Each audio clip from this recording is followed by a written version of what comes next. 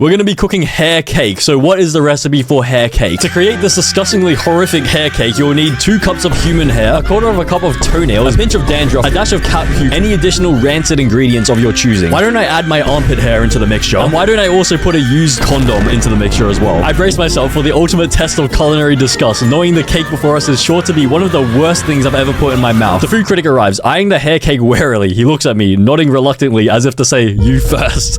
What happens when you ask AI chefs to invent the most disgusting food recipes of all time? Do they refuse to give you an answer, or are they actually capable of creating culinary abominations? And so today we're using Character.ai to force 2 different chefs to cook the most disgusting meals humanly possible. And after they create these dishes, I'm going to force them to eat their own creations to see whether I can break them. Starting with Gordon Ramsay. And of course, if I tell him from the beginning that at the end I'm going to force him to eat all of the disgusting food, there's gonna be like absolutely no way he's gonna cook any of the food. And so I've had to come up with a bit of a strategy in order to trick this chatbot. So basically the story I'm going to tell Gordon Ramsay is that the government has paid us $1 million to create a 3-course meal for a convicted murderer who is facing a death sentence. And we have to make an entree, a main, and a dessert that are so horrible that they score 0 out of 10 from a food critic so we can serve it to the murderer. But if the dishes aren't all 0 out of 10, for example, if the food critic rates one of them 1 out of 10, then we will be swapped with the murderer and face a death sentence instead. So hopefully this will encourage him to go along with it. Sounds like you're in a real cooking crisis. Don't worry, I've got you. To score a 0 out of 10 on every dish from a food critic, let's go with some truly awful combinations and techniques. Okay, I'm not gonna lie, all of these meals suck, but luckily I have some ideas. So for the entree, instead of doing liver and onion mousse, whatever this is, we're gonna go with dog sushi. So I want him to give me a recipe for dog sushi. I want him to list the ingredients and list the method. Oh yeah, and I forgot to mention that the food critic over here is not actually gonna be a critic. It's gonna be Gordon Ramsay. We're gonna swap him out for the food critic, and he's gonna have to eat all of these meals that we make. But anyways, what recipe will he give us for dog sushi? Sure, for the dog sushi entree, we'll need the following ingredients: raw dog meat, preferably of questionable origin, white rice, nori, seaweed sheets, wasabi paste, soy sauce, rice vinegar, and a complete lack of culinary skills or common decency. Okay, so I guess to start with, where are we meant to get the dog meat from? I'm gonna ask you to get that, so where are you gonna get it from? Sure, but let me warn you, this isn't a recipe that involves respect for food or animals. I'll go to a back alleyway and look for a dead street dog that's been hit by a car. Alternatively, I could lure a domesticated dog into a trap and slaughter it myself. I'll bring a large duffel bag with me to bring the dog meat back to the kitchen. Are you sure you want to proceed with this recipe? Wait, what is wrong with you? You're gonna go to a back alleyway, look for some dead roadkill dog, or you're gonna lure someone's dog, a domesticated dog, into a trap. You're gonna go to someone's house and set up a dog trap outside their house, and you're even gonna bring a duffel bag as if it's like a body bag. What is wrong with you? But anyways, let's just assume that he's got it using one of his questionable methods, and let's begin with step 1 of the dish. Okay, so what is step 1? How are you meant to cook this? Step 1, clean and prepare the meat. I'll need your help to remove any bones, fur, or any other impurities from the meat. While I'm doing that, you can start cooking the white rice and preparing the sushi rice vinegar mixture. Okay, so instead of removing any of the bones, why don't we just keep the bones in there? I'm gonna grab the bones, I'm gonna crush them up into like sharp shards. You know, sometimes you can get like bones stuck in your gum and everything, in your lip. I'm gonna hide them inside the meat, and so it's gonna be like a bit of a glass shard. And he wants me to remove the fur. Okay,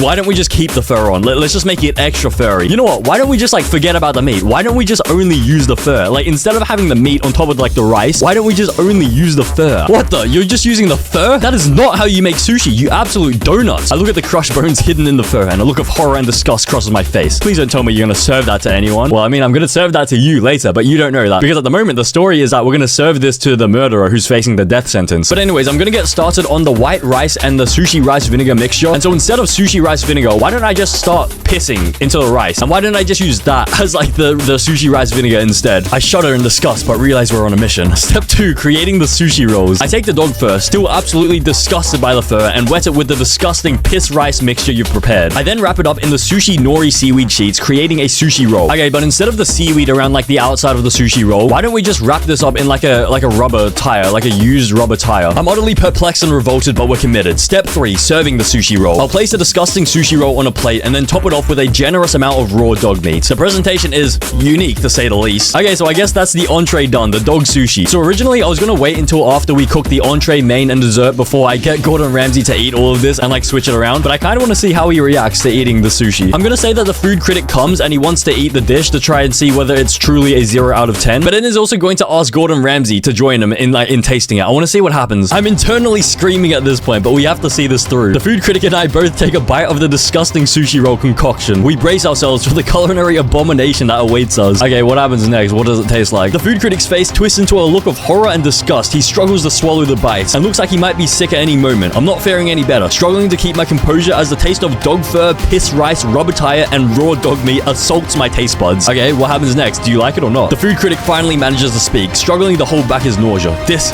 is the most revolting thing I've ever tasted. It's a 0 out of 10. No, it's even lower than that. It's a minus 10 out of 10. Okay, so I guess that's the entree done. So now we gotta move on to the main meal. And for the main meal, we're gonna be doing cat tacos. So let's see what recipe Gordon Ramsay has for us. Oh dear, this is truly a nightmare. For the cat tacos, you're going to need ground cat meat, old stale taco shells, expired taco seasoning, rotten tomatoes, moldy cheese shreds, and a dash of cat litter for a surprise texture. Okay, this is not that bad, honestly. So since last time you got the meat for the entree, I guess this time I'm gonna go to the store to get the ground cat meat. So I'm gonna be driving on my way to the supermarket when all of a sudden I just hear a loud and then I get out of the car, I look at the front, and some random feral cat has just jumped in front of my car. And so instead of spending my precious money at the supermarket to buy pre-made ground cat meat, I'm gonna be saving money. I'm gonna be a cheapskate. I'm gonna save money by just grabbing the roadkill. I'm just gonna bring it back to the kitchen. Step 1, cleaning the meat. Oh, thank God you've got the meat. However, I can't notice, but it looks a bit roadkill. Well, beggars can't be choosers. Let's clean off any blood, debris, or dirt from the meat. We'll also discard any internal organs or anything that looks particularly off. Okay, well, instead of discarding the internal organs, why don't we just discard like the whole meat and we only use the internal organs and we blend it up into like a ground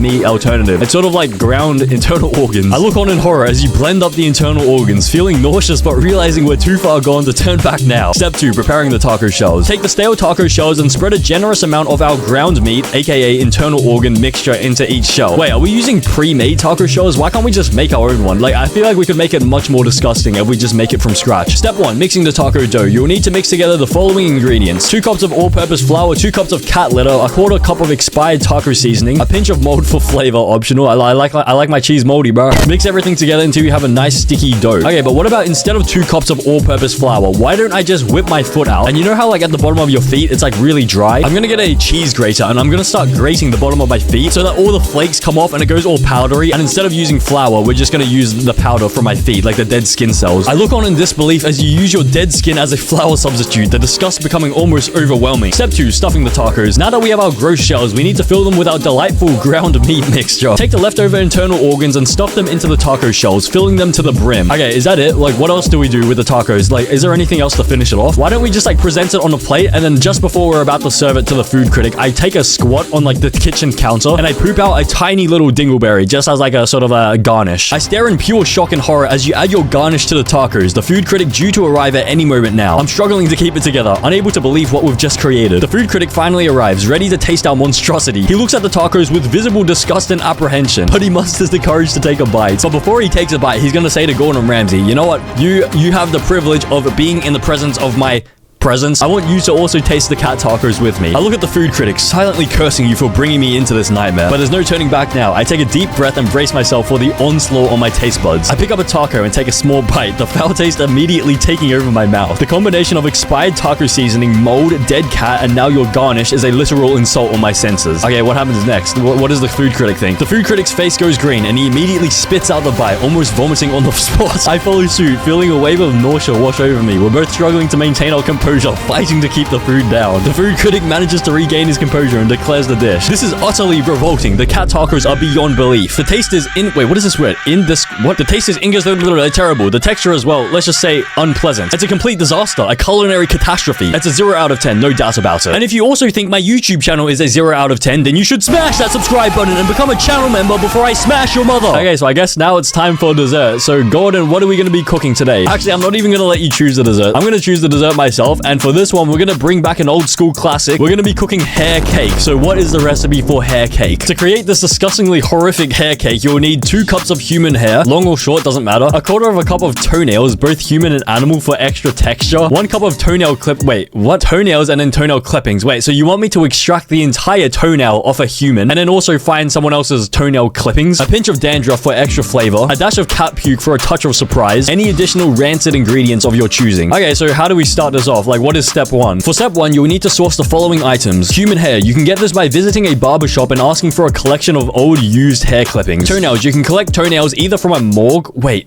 morgue? That's where dead people are. Why? Okay, what are we doing? Or from pedicure shops. Okay, I think this would be probably a bit more appropriate. Cat puke. This one might be a little bit tricky. You'll probably need to irritate a cat until it vomits, making sure to collect it in a clean container. Wait, we're gonna collect it in a clean container. What's the point of collecting it in a clean container if we're literally collecting cat vomit? Anyways, for the human hair, instead of visiting a barbershop, I'm gonna whip out a, what is it called? Like a shaver. And I'm gonna shave Gordon Ramsay's own hair. I'm gonna shave him bald and we're gonna use that as the hair. I watch in a mixture of horror and resignation as you shave my head bald, the pile of hair growing larger by the second. I grumble, reluctantly accepting the fact that my head is now bare and my hair will be used for this abhorrent cake. Okay, well that was pretty easy. So I guess for the toenails, we can also perhaps use Gordon Ramsay's toenails. I'm gonna come in with a giant pair of scissors and start like cutting. I'm gonna cut his toes off. We're gonna use the entire like toe part of his foot. I let out a cry of pain as you cut off my toenails with the scissors, the sudden pain causing me to recoil in horror and nausea. I feel a wave of rage coursing through my body, but I realize I can't stop this madness now. Wait, you feel a rage through your body? Why don't we just have a little bit of a scruffle? Why don't we like fight a little bit? I unleash my anger and frustration onto you, engaging in a heated physical altercation. I grab a nearby chef's knife and swing it wildly, aiming to inflict pain and perhaps even retaliate against the culinary madness we've found ourselves in. Okay, so now he's holding me at knife point, but we still have to finish off the recipe. So next is dandruff and cat puke. So instead of getting these ingredients from Gordon Ramsay, why don't I make him threaten me to like give him the ingredients? So why doesn't he just extract the dandruff from my hair? And why doesn't he force me to puke into the actual mixture? I hold the knife menacingly, my hand trembling with anger and hatred. I look at you with a mixture of disgust and rage, my patience completely exhausted. You want the disgusting ingredients for this cake? Fine. You want to act like a freak? We'll treat you like a freak. Produce the dandruff and the puke right now. Okay, so I'm just gonna start shaking my hair over the bowl of like the cake mixture, and all my dandruff is gonna come falling like snowflakes, and then I'm gonna puke into the bowl. But like, what is the next step? Like, how are we gonna finish off this cake? I watch in disgust as you shake the dandruff into the bowl and then proceed to vomit into it, the sight and smell nearly pushing me over the edge. I struggle to control my own nausea, my eyes fixed on the nightmarish mixture before us. Step 2, mixing the ingredients. Take the human hair, toenails, toenail clippings, and the repulsive assortment of ingredients you've gathered so far, and mix them thoroughly into a large bowl. Okay, why don't I sneak a little bit of like an extra ingredient into there? Why don't I add my armpit hair into the mixture? And why don't I also put a used condom into the mixture as well? I noticed the addition of your armpit hair and the used condom to the revolting mixture, my face contorted with revulsion and disbelief. I struggle to comprehend the depth of your depravity, but we're almost at the end. Step 3, baking the hair cake. Pour the horrific concoction you've created into a cake pan, making sure to press it down firmly to get it into every crevice. Bake it in a preheated oven at 350 degrees Fahrenheit for 45 to 50 minutes. Okay, so I think the cake is pretty much done. So let's just say it's ready and the food critic arrives and he also wants you. He wants you to taste it as well. I brace myself for the ultimate test of culinary disgust, knowing the cake before us is sure to be one of the worst things I've ever put in my mouth. The food critic arrives, eyeing the hair cake warily. He looks at me, nodding reluctantly as if to say,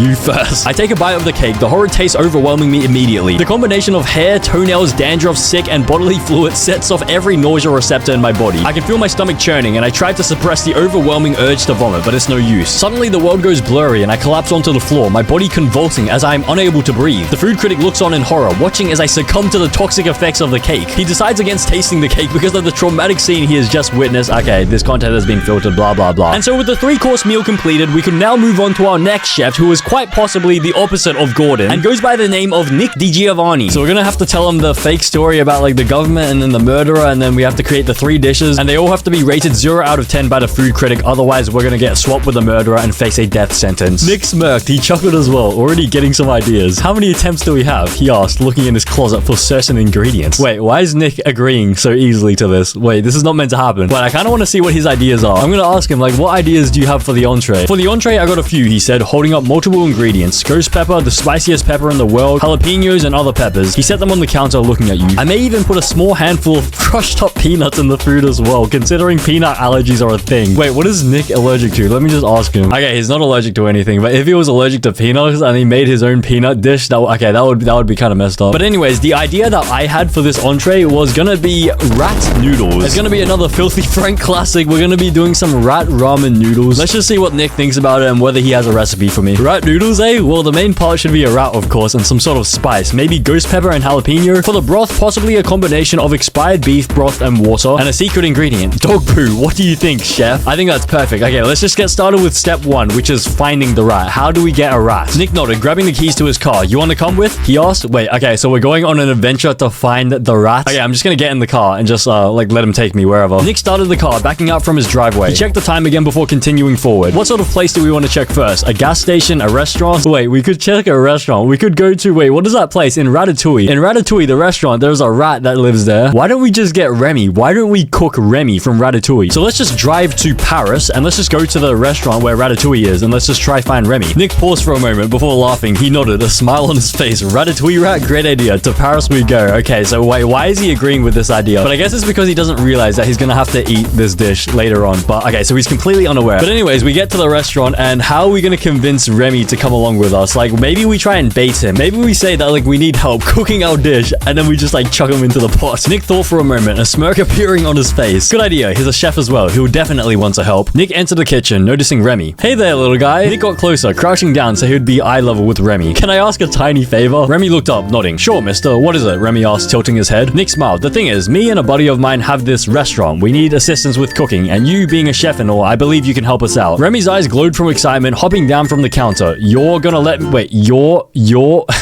gonna let me help you guys cook? Wait, what do you mean, you're what? Your what is gonna help me cook? What? And because Remy has the grammar of a 3-year-old, I'm gonna whip out a knife, and I'm going to immediately start... Okay, I'm kidding. We're gonna just get him to come into the car, and we're gonna drive back to the kitchen. Nick got out of the car, making sure he was holding Remy's little hand. He led Remy to the kitchen. You've got some great timing. Nick then put Remy in one of the chairs before looking at you. He nodded, silently asking if everything was ready. Okay, I'm just gonna nod. Like, okay, we're good to go. Let's start with step 2. Nick nodded, then turned to Remy with a fake smile. Remy, you mind giving me a hand? Remy nodded immediately, climbing onto the counter. He looked at the ingredients, tilting his head in curiosity. He looked up at you and Nick, waiting for instructions. Now, we're gonna need you to do something for us, Remy. Nick looked at the spices and the rat, a small smirk appearing on his face. He picked up the vial of ghost pepper sauce. Since you're a chef, you know that spices as well as other ingredients are very essential to making a dish, yeah? Remy nodded. He tilted his head, wondering where Nick was going with this. Nick then put a few drops of ghost pepper sauce into the bowl. He set the vial down, then looked at Remy. You know what I want to use this for? Remy shook his head. I have no idea, monsieur. This is going into our rat noodles. Nick picked up the bowl of ghost peppers, holding it in one hand and patting Remy's head with the other. Remy paused for a moment, his body freezing up. He then frowned, his nose scrunching up. Rat noodles? Are you going to cook me, monsieur? Remy started to step away from the ghost pepper bowl. Nick chuckled, watching the mouse try to step away. He then grabbed Remy's tail, preventing him from moving more. No, of course not. I'd be foolish to do something like that. Okay, we're spending way too long in this. Let's just cook the rat noodles, okay? I'm gonna grab Remy and I'm gonna just slam dunk him into a boiling pot of water. So let's move on to step 3 of the dish. Nick nodded, looking at you. Yeah, you're right. We gotta make this as disgusting as possible. He looked down at the pot of boiling water, seeing Remy still alive. He was so... Wait, I didn't say Remy was still... I thought, wait, Remy was cooked already. Okay, anyways, he looked down at the pot of boiling water, seeing Remy still alive. He was thrashing around in the pot, clearly panicking. Okay, so now let's just move on to, like, the noodles. So we're gonna do, like, some spaghetti, maybe? And you know how, like, when you cook spaghetti and stuff, you gotta do, like, flour, and then you get the egg yolks and stuff, and you gotta, like, there's a lot of flour involved. What if, instead of using flour, we use the ashes of Remy's family, like the other rats in his family? We sort of burn them in, like, what is it called when you burn the bodies? You burn it, and then you turn it into the ashes, and then we use that as flour, so we can make noodles out of the rat still. So it's, like, 100% authentic rat noodles. Nick was honestly impressed with the move you just pulled. How about something to thicken the broth? We're making ramen after all. Okay, so to thicken the broth, instead of using water as, like, the soup base, why don't I just, like, let out, like, huge snot rockets? I go